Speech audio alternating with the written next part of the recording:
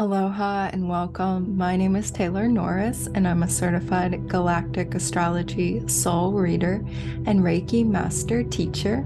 In today's video, we will be discussing and diving into the energies of the upcoming Taurus Lunar Eclipse on October 28th, 2023. Exploring this theme, the way of the divine feminine attractor, the lost art of receiving. Thank you so much for being here with me today. So, the astronomers are calling this one a very shallow partial lunar eclipse. And I wanted to share with you an article and some pictures demonstrating more of exactly what that is. So, it's a shallow partial lunar eclipse on October 28th. This is from EarthSky.com. And you can see in this photo exactly what region of the globe is going to be able to see visually the eclipse. And so that's a little bit of the eastern part of the Americas, all of Africa, Europe, Asia, and a bit of Australia as well. So not everybody, but some of you, let us know how it goes, what you can see. Here's another helpful diagram that shows what exactly makes this a partial versus a total lunar eclipse. And you see in this diagram, the sun, the earth, and the moon passing outside of the earth and actually entering part of the earth's shadow. And in this partial eclipse, it's not going all the way into the darkest, most dense part of the Earth's shadow. It's only kind of skimming through. So that's what makes it this shallow partial eclipse versus the total.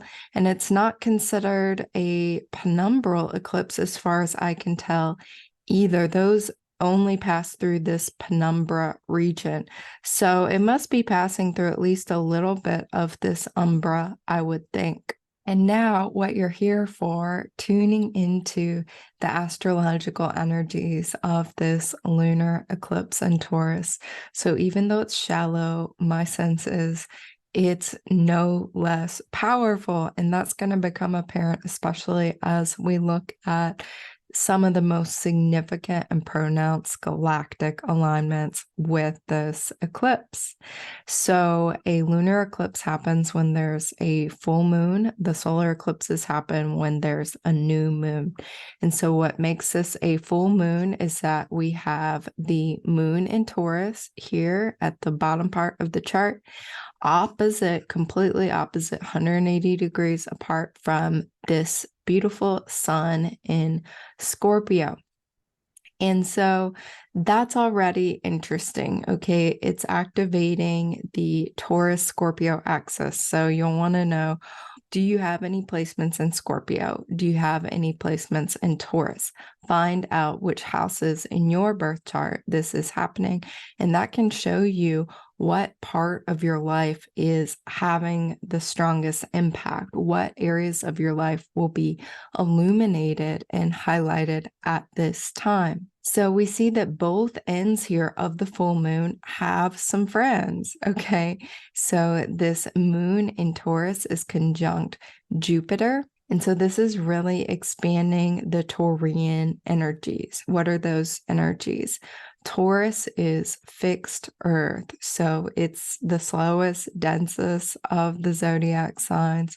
Really, really beautiful to tune into the earth, be still, be stable, be kind, be peaceful, be okay being on your own, centered in yourself, where you're calm and steady and relaxed and slowed down. This is Taurus. Taurus is also very sensual. So tuning into the five senses, having some good food, making yourself your favorite healthy smoothie, your favorite healthy salad, your favorite cozy tea, cuddling with a soft blanket, enjoying time in nature, tuning into the energies of nature and really taking it easy. This is what that Taurus moon is all about. In conjunct Jupiter, it's like that's where the expansiveness is going to be. There, I see this as really wanting and inviting into that connection to the earth, to the feminine as well. So the sign of Taurus is ruled by planet Venus, and we see Venus is in Virgo, and we'll talk about her a little bit later, but she's in an earth sign too. So that really stresses this earth connection. Get grounded, get out in the garden, go to a park, visit the ocean, visit the lake, whatever body of water you are near, especially as the sun is in Scorpio, and this is a water sign.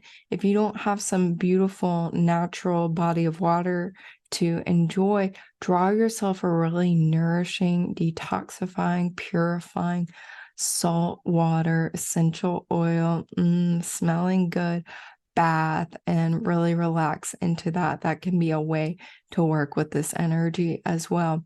The sun in Scorpio is not afraid to shine the light in dark places and spaces and reveal and bring into the light of conscious awareness whatever needs to be revealed.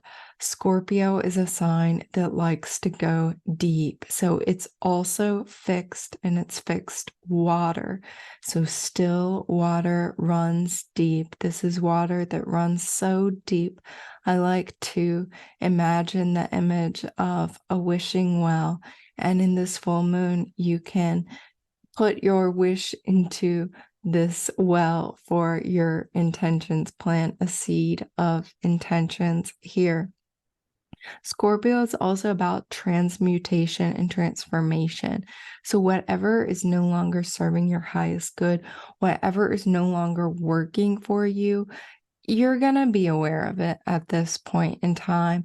And the invitation is to let go, is to listen to your body. How does it feel in your body? What is your body telling you about a person, a relationship, a situation?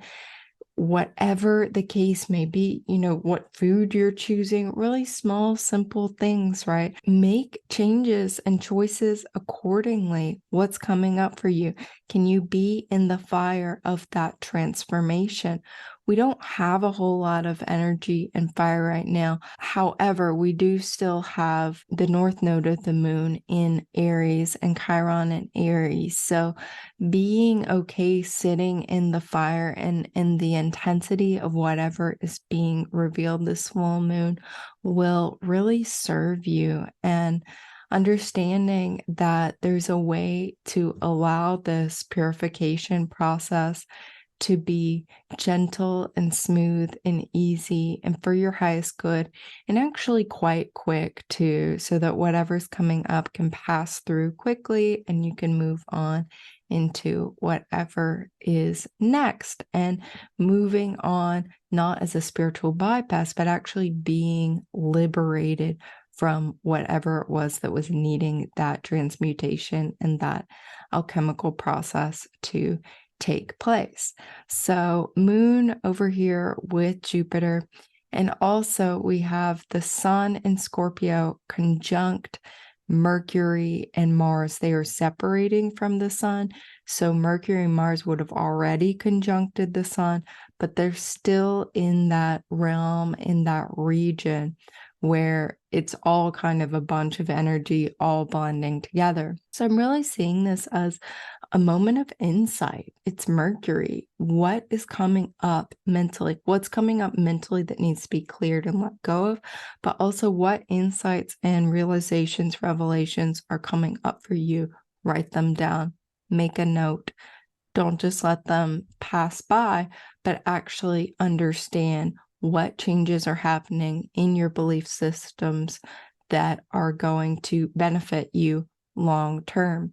And with Mars here as well, it's like, I think whatever these insights that come into your awareness are, they will be actionable. So Mars is going to want to carry them out slowly but surely, and as efficiently as possible, to as strategically and as focused, because Mars in Scorpio is also very, very focused.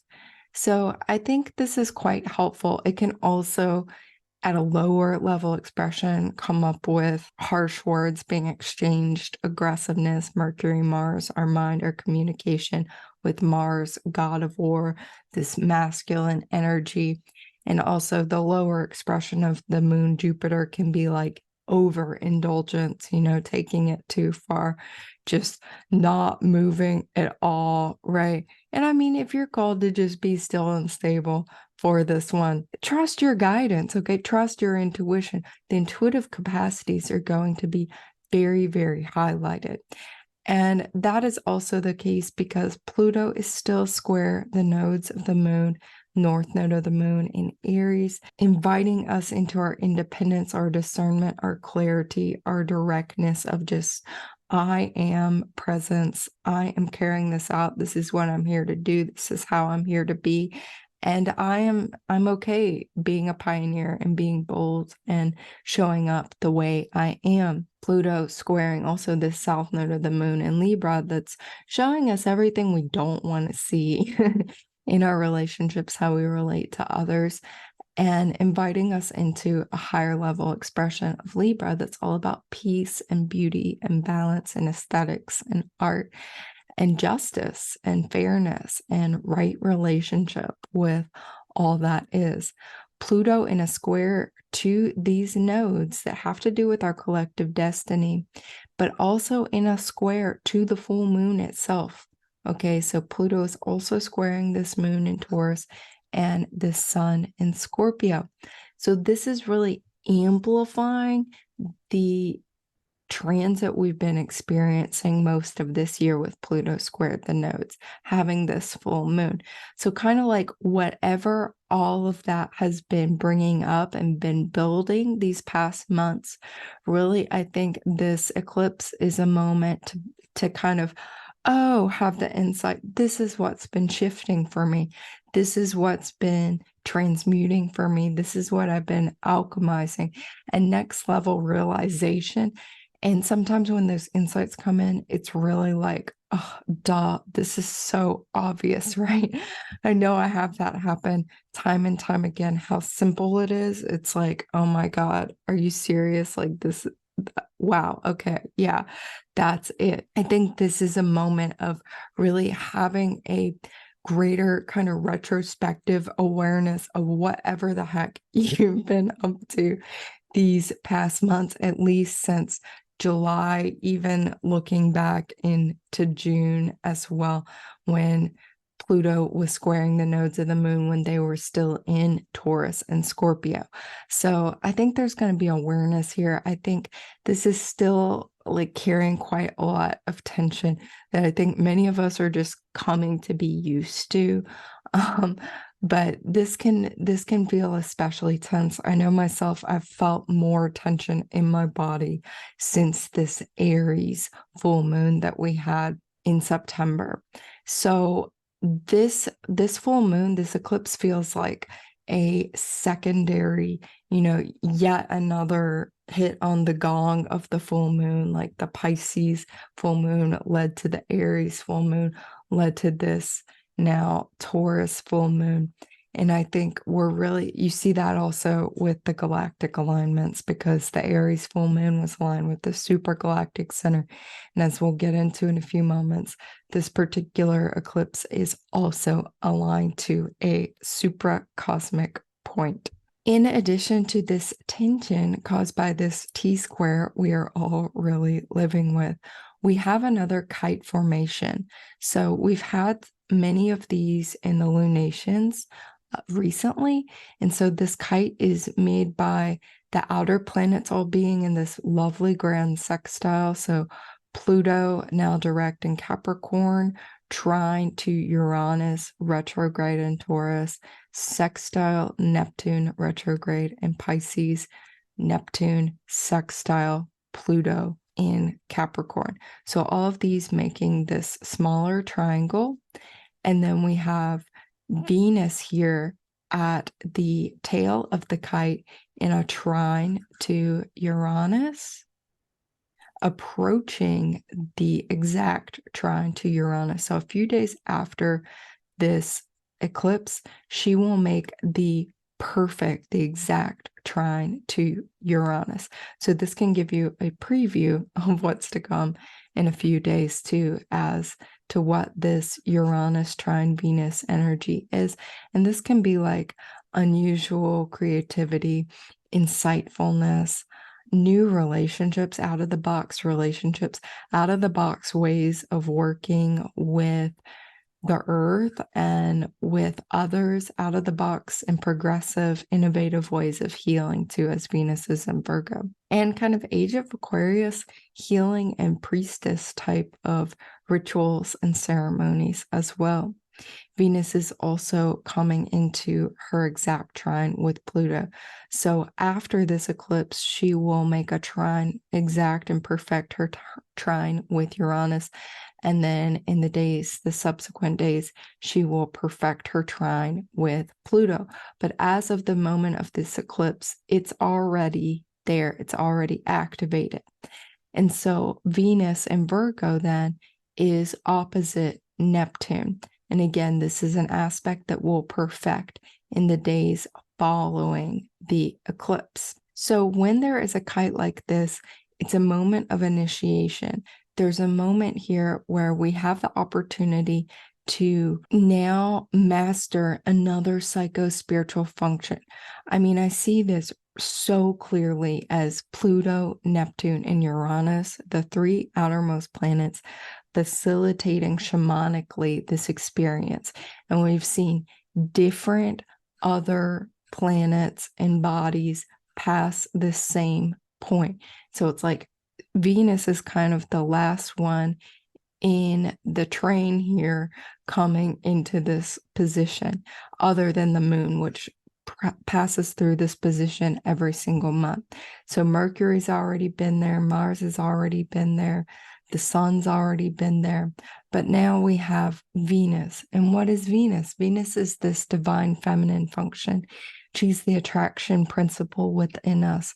She is our ability to receive and create and relate and really just be connected in our bodies, be connected to the earth, be connected to all that is. She is our mundane love, our worldly love. And when we're on a spiritual path, she's also our divine love. And that's what's so interesting here with her opposite Neptune. Neptune is divine love. Neptune is said to be the higher octave of Venus. So these two being in aspect together, it's like we have the mundane, we have the day-to-day, we have that embodied level of love, relational love, in aspect with our connection to the divine, our connection to all that is. So this is a really, really beautiful moment where we are super invited by the eclipse being in Taurus, ruled by Venus, and Venus being at the kite of the tail of this kite. And when there is a kite, we're really focusing on that tail, integrating the function of that tail. So be feminine, be receiving, be creative, be still, be quiet, be listening, be really, really listening. Venus is our listening. She's our receiving. She's tuned into the subtle whisperings of the universe. And in Virgo, these are going to be really practical whisperings. They're going to be whisperings for our highest good as well, and helping each of us step into a greater, more authentic, truer next level of whatever our service is in this life, whatever our soul intentions are in this life. It's incredibly beautiful and supportive. We have another aspect pattern I will mention here. It's a mystic rectangle.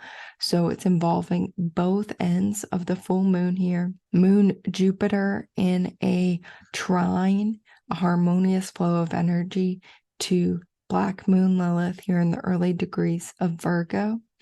And then Lilith is opposite Saturn in Pisces in that 0th in the first degree of Pisces, really, really strong and about to station direct as well in early November. And Saturn is in trine to this sun in Scorpio. So we see it makes a rectangle here with two oppositions. So it looks like a rectangle with this X in the middle, this red X, like a closed envelope. And so there's a lot of tension on the inside. Okay, there's a lot of tension. We've talked about the tension of the full moon. Those are always these intense, illuminating moments. But Black Moon Lilith opposite Saturn, this is really interesting because Saturn is the authority, the law, the structure, the order, the man. And on a spiritual path, it's your inner authority. It's your inner learning as you internalize. And Saturn doesn't have to be some authority outside of yourself so much as it's that part of you that knows who you are, what's best for you, and how to make it happen. Black Moon Lilith representing kind of the underside of the feminine, the part of the feminine that is strong and not submissive and completely free-spirited and liberated and not going to submit to Saturn, frankly. She may or may not take whatever Saturn's advice is. And when these two psychospiritual functions are integrated in a healthy way, this feminine part that's not submitting to external authority is in harmony with one's inner authority and is not then creating problems with authority, but in an unhealthy, lower expression. This Lilith is having all kinds of authority issues with Saturn. So something to be aware of here.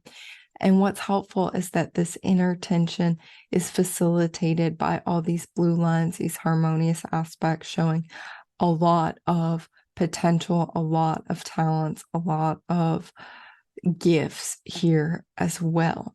So the end goal here, what happens, the result, so to speak, is inner harmony, is, open up whatever is in this envelope. Don't be afraid to sit with it. Don't bypass it. There is a gift inside. There's a message inside. What is that message? You're not going to get it unless you take some time to be still, to tune into your heart. Breathe, ground, be stable, listen, allow, and just be there. Be there and be present and receive whatever this mystic rectangle wants to reveal to you. So now I want to show you the galactic chart for the eclipse. And we see this is very galactically aligned. These are just the conjunct and opposite alignments. And this chart is made from galacticastrochart.com, where you can make a free chart like this for your birthday, for whatever day you want to make a chart for. So we see with the outer planets, a lot of the same alignments I've been talking about in the latest updates. We see Chiron still interacting with Cetus, Lilith, with Piscis Austrinus, Pluto, with Canis Minor, Procyon, Neptune with Pegasus, Uranus with Centaurus, Saturn with Leo, and Jupiter now just with Crux, okay? Mars also working with Crux, Acrux star and Crux constellation. Mercury also working with Acrux star and Crux constellation. So in a moment, I will talk more about these alignments with Crux. We also see that the nodes of the moon, as I've been sharing in these updates, are still aligned to Virgo constellation, Spica star, amazing star, and also Boots constellation, Arcturus star. So I'm not going to talk about those energies. I will discuss what's really interesting here is that the eclipse itself is aligned to Shapley Attractor. So the sun is conjunct to Shapley Attractor. The moon is opposite Shapley Attractor. The sun is also conjunct Syrma star in Virgo, and the moon is opposite Syrma star in Virgo. Before we get into those galactic energies, I want to just bring some awareness to the Sabian symbols for both the moon and the sun. So the moon at 5 and some minutes of Taurus, we round up to 6 Taurus, and we see the symbol is a cantilever bridge across a deep gorge. The conquest of separativeness through group cooperation. The person who has suffered deprivation and loneliness can give new substance to his or her emotional life by participating in a collective project. All great evolutionary challenges imply the overcoming of basic difficulties. A step ahead must be taken, yet an abyss confronts evolving man. It is no longer a personal void, an open grave, but a chasm that is an integral part of the land upon which man's evolution must proceed. A link must be built through the power of the collective mind of the group or of the community at large on the basis of the legacy of the past to make a bridge over the canyon. This is the first stage of the 8th fivefold process of substantiation. The man-made bridge, built with collective skill, gives substance to and demonstrates man's capacity to conquer obstacles and to achieve evolutionary continuity as well as expansion in space. So incredibly powerful symbol here of the bridge. Okay, and the Galactic Heritage card that really came up and resonated with this symbol for the moon, what our invitation is this card called Community, Association of Worlds, Parallel Timeline. Okay, so this sense of we are all one humanity, we are all one with the totality of the earth, the plant nations, divine animal kingdom, the crystal and mineral kingdom, all of life on earth, the consciousness of the earth, the consciousness of the solar system, the consciousness of the Milky Way galaxy, the consciousness of what is beyond the Milky Way galaxy, and really an opportunity to feel into your connection to your soul group, your soul family, those etheric soul connections that you may be aware of. You're probably already coming into greater awareness of those connections in this lifetime and how you've been working together through what we perceive as time on these projects on Earth with the best of intentions, right? On Earth and off Earth, but right now for this lifetime on Earth, and how many obstacles you've already overcome, and how many obstacles may still be there to face. You know, that's why we keep coming back, because there's always more. And I see this bridge as a bridge to your soul, to your spirit, to those deeper, truer parts of yourself. I see this also as the bridge of light, the bridge into the enlightened realms of consciousness, those higher levels of consciousness that I like to evoke and invoke in my Reiki journey. So there will be a Reiki journey for this eclipse that I release closer to the eclipse. So this is a really beautiful invitation. It's a beautiful invitation to connect to your community, to connect to your soul family, your soul tribe. And if you don't feel yet connected to them, just be in that frequency where you imagine they are. And I assure you, they will be there for you. I recently had the realization that there can be a belief that you're not already connected to your soul family and to those, you know, your galactic community, however you want to look at it, your earth community, not really feeling that connection, and how that really is just a thought. You know, it's just a belief. It's not a fact.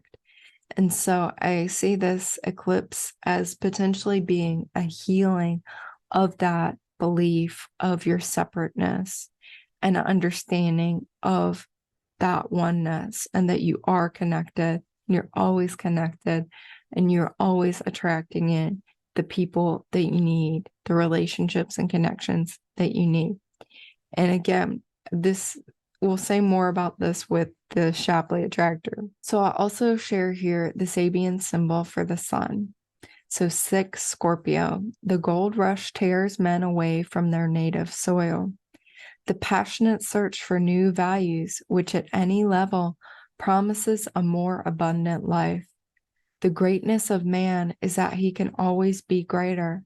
Likewise, at a national level, man's greed can more easily be aroused by whatever promises more wealth, more power, and ever greater achievements at all levels, spiritual as well as material. Beyond this arousal of greed is the deep-seated desire to play a more important or spectacular role in one's society or community. Greed is the perverse intensification of the social sense, just as lust is the perverse intensification of the longing for love. Always at this Scorpio level, the yearning is for an ever more intense and all-absorbing union with a person or a community. A yearning which motivates a search for more effectual means to achieve as total a feeling experience as is possible. This is the first stage of the 44th sequence of symbolic phases in the cycle of existence. It dramatizes the capacity in man to tear himself away from the known and the familiar, gambling everything on a vision or dream. A key word could be avidity. So at a lower level expression, this of course can be greed. It can be a perversion and distortion of the masculine. It can be this desire for more. And I think the invitation here with this symbol and where the sun is to be in gratitude, to realize the richness of what you already have, appreciate what you have. Make that gratitude list so that you are not in that greed, scarcity, separation, fear, lack mentality. You're actually at a higher vibrational frequency. You're in appreciation. You're in gratitude. You appreciate what you have. Maybe it's not the luxurious lifestyle or the what is considered wealthy or successful in the eyes of others, but doesn't match your value system. Don't compare yourself to others. Appreciate what you have and what you've created for yourself, and really be in integrity with that. I was also guided to this Galactic Heritage card by Lisa Royal Holt of Leap of Faith, the Orion galactic race, and the present time frame. Because the gold rush was one of those moments where it was such a big opportunity and people just jumped on it. So what opportunities are coming up for you? What leap of faith are you being called to? This also is like Pluto square this eclipse as well. What action are you being called to take or make? What action have you maybe already taken that represented this huge leap of faith? Is there another leap of faith you're being asked to make? Is it maybe you've already leapt, but you still need some faith, right? So be with that and see what comes through about that. What is your leap of faith this lunar eclipse? This right here is why, even though it's a quote unquote shallow partial lunar eclipse, does not make me think it's any less powerful, potent, transformational. Okay. Everything I've already shared shows us how powerful it is. But this is like really, really powerful here because we have the sun and the moon in a very strong alignment with Shapley Attractor. The sun conjunct Shapley Attractor, the moon opposite. Doesn't get any more intense than that. So what is Shapley Attractor for those who may be less familiar?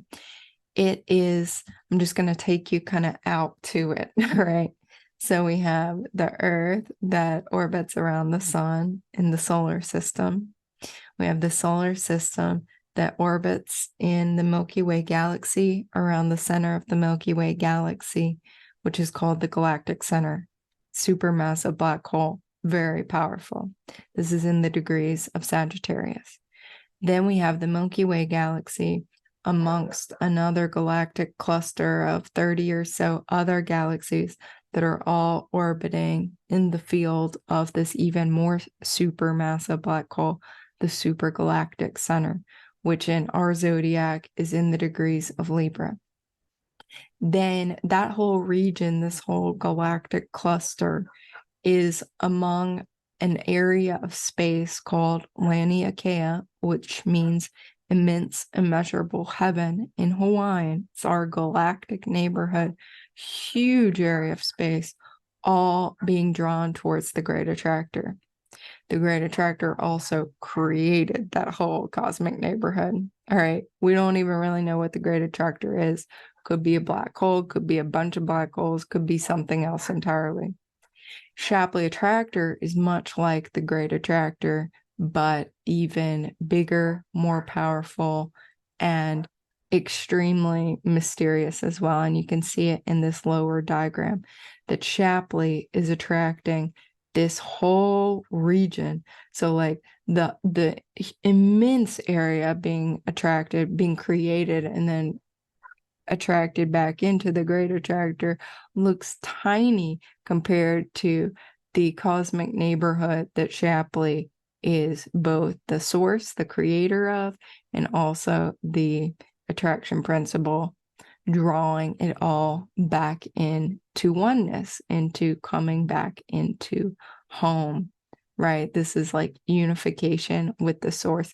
Oh, we all went out, we pioneered, we went separate, we discovered new worlds, we became all these different forms, and then we're coming right back into source. Shapley is in the early degrees of Scorpio, so you can look in your chart. Do you have anything around 2 degrees of Scorpio? And you will have an alignment with Shapley. What I see this really inviting us into is our ability to listen, our ability to receive, our ability to purge. Okay, so whatever is coming up for us, whatever is transmuting and transforming, just let it go. Give it to Shapley. Give it to Shapley. Can take it. You know, Shapley is like the source. It's extremely powerful. It's extremely vast. Is that transmutational, pure consciousness, energy transformer principle. Okay, this is why whatever insights and downloads you're getting with Mercury conjunct the sun, you can trust these. You know, these are coming from source. These could be really galactic insights from different parts of you that are incarnated in what we would perceive to be very far away. You can integrate and embody and be in conscious communion with those parts of yourself that knows the secrets of the universe. So much of that can come into your awareness, and those parts of yourself can really help you bring and embody more balance and feeling not so alone in all of this, more whole. What I see this really as is inviting a greater sense of wholeness with yourself as a multidimensional being, as a multi-galactic being, as a being with all these parallel expressions. This can really alter your sense of time and space. I mean, remember, it's trine Saturn and Pisces. That could be part of the message of this mystic rectangle, is like your perception and understanding and experience of time totally shifts and morphs in a really cool way. And your experience and perception and understanding of yourself also shifts in a really amazing way, really unexpected, really powerful and magical, expansive way, that you're then with your mind, your mindset can shift and accommodate that. Your communications can shift and accommodate that.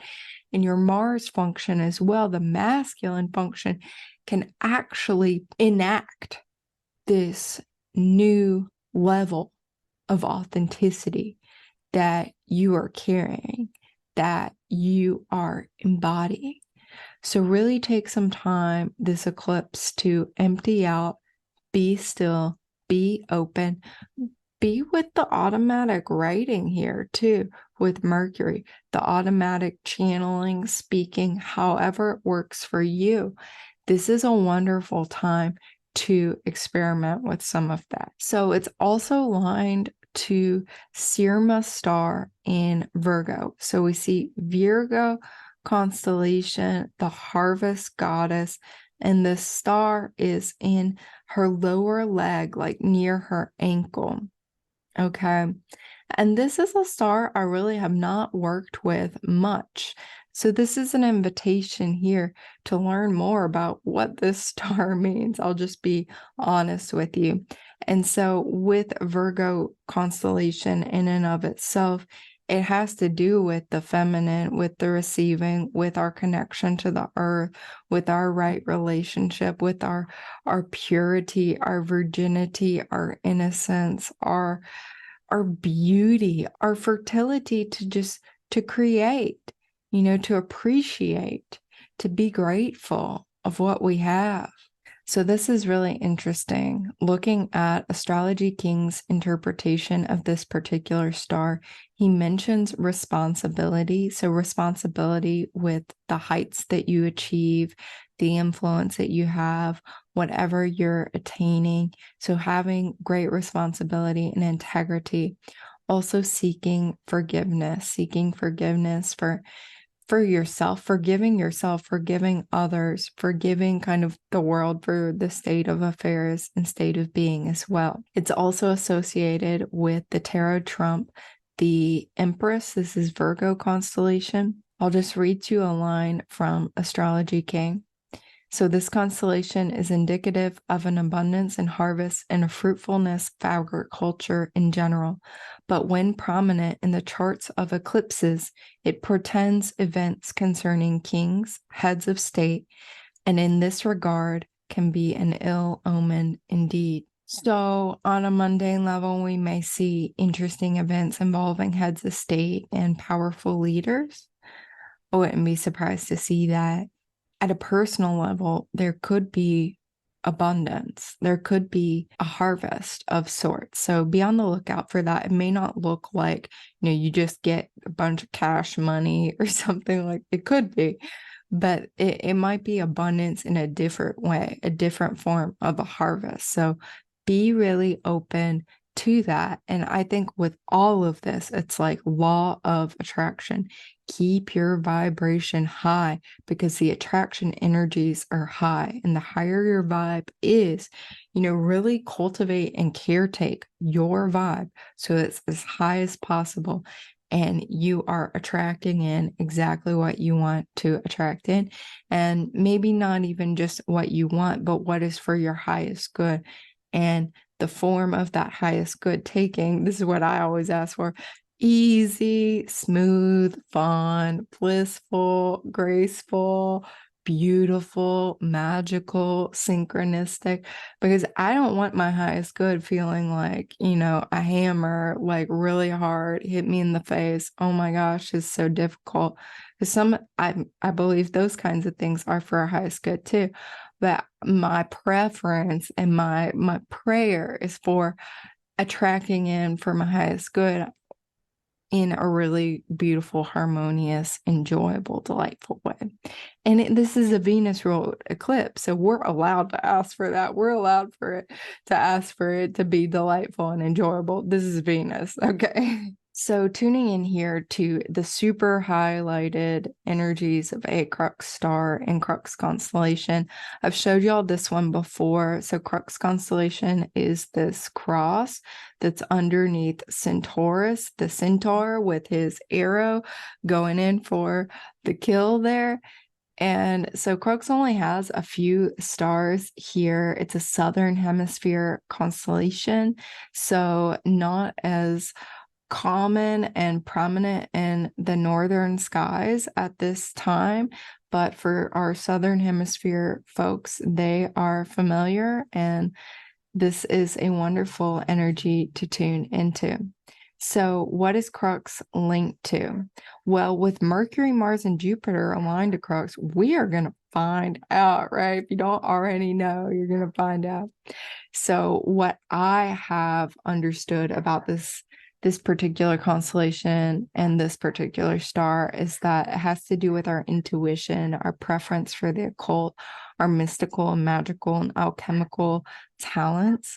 It's about trusting our intuition, letting it lead. Mars conjunct Mercury, the two eyes becoming one, the third eye, you might have even more opening and intensification of your psychic senses and your clairsenses at this time. When this is highlighted in the natal chart, these people are very clairvoyant often, or very clairsentient. They have innate, natural clair abilities that often get shut down and then they tune back into them. So this can be an amplification of those abilities for each of us. There's a lot of deep inner power here as well with Jupiter and Taurus, because Mercury and Mars are going to fly by their conjunction to Acrux, but Jupiter has been interacting with Acrux for a while. And when it goes direct, it's going to cross Acrux again. So this is something that's really developing. And with Jupiter, we can learn it. It's going to expand. It's going to grow. Acrux star is also about liberating the martyr archetype. These individuals are on a mission. These individuals are willing to be crucified, willing to die on the cross. It's serious work that they signed up for on this lifetime. They are fully committed. And there's often a sense of very strong light warriorship with Acrux star. And in this lifetime, it's not about being a martyr. That's not this paradigm. That's age of Pisces. We're now entering, or already in the very early stages of age of Aquarius, where we were being asked to be more light bringers and light bearers. So that's a learning and a shift that we're invited to make at this time. So very highlighted our inner access to occult knowledge and truth, and our inner authority and inner truth revealed. And I mean, that's Saturn and Pisces as well with this mystic triangle configuration. Two cards that I wanted to bring in here. This is from Divining with the Dragons by Araya Anra. Is this beautiful lapis dragon. The lapis dragon having to do with inner expansion, surrender, and self-awareness.